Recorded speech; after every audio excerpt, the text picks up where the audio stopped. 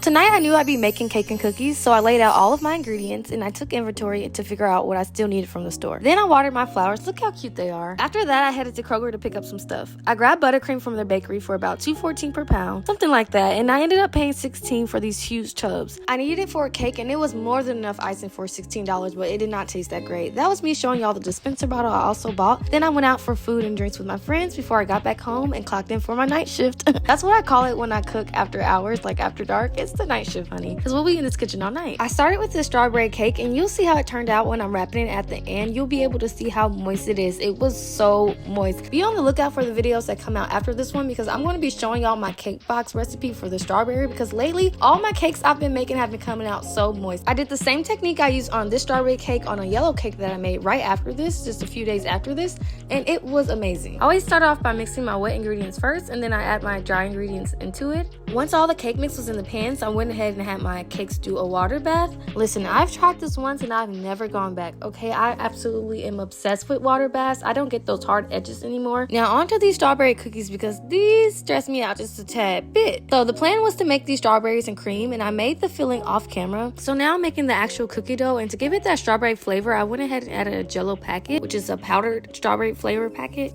I did love that with that powder, I didn't even have to add food coloring. It already turned pink. So I put that filling I made in a piping bag, squeezed out some dollops, and then froze them so they'd be easier to fill later. Did y'all see the moistness of that cake? Yeah, so we're gonna put that in the freezer and then we're gonna go ahead and finish filling these cookies. Now this is definitely where I messed up. I put way too much filling in these.